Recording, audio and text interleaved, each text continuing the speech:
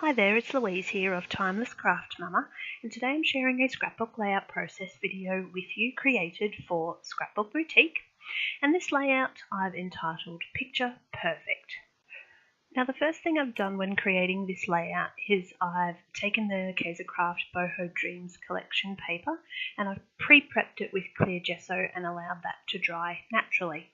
Now what I'm doing is I'm taking the Holtz Distress Ink pad in Spiced Marmalade and I'm adding water to that and I'm just going to paint that around the page in a diamond kind of pattern. So you can be fairly free with this, you don't need to be too structured, and again all I'm using is that stamp block just to add some extra splatters and a little bit of interest and colour around the page. The second thing I'm doing is I'm taking the darkroom door stamp and I'm just stamping around that coloured area using my photo, which is a 5x7, to build interest around this sort of diamond area that I've got going on. The next step is to take one of the new Kaisercraft stencils, and this is from the Grunge stencil, and some Colour Blast colour paste in steel and spread that around the page. Now with the paste I prefer to let them dry naturally, but it is a personal preference. So they do dry fairly quickly.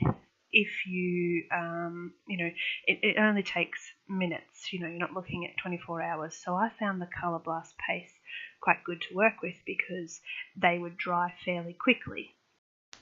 Moving on, what I've done is I have trimmed that paper that I had initially. The page just wasn't working out the way I thought it was going to, so I've trimmed the top, moved that diamond section to the top of the page, and then I've torn a strip and mounted it over some grey cardstock. Now I'm just mixing some of the Prima Art Alchemy sterling silver paint with some water and splattering that around the page, and then I'm going to go back to the Kaisercraft Boho Dreams collectibles and I'm going to use some of those around the page.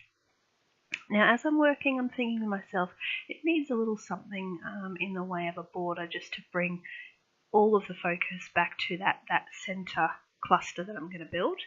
And I'm also using the Kaisercraft Boho sticker sheet as well. So I'm just going to build a little area down the bottom right hand side, and also same sort of cluster up in the top left hand corner.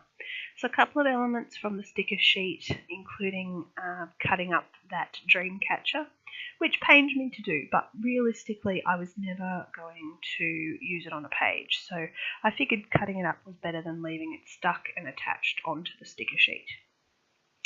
Now some of you may have seen me use this element before. This is actually, and I don't know the proper name for it, but it's like a blank canvas that people use for loom and rug making. So I actually picked it up from my local craft store, and I really just thought that it gave such great texture to the page.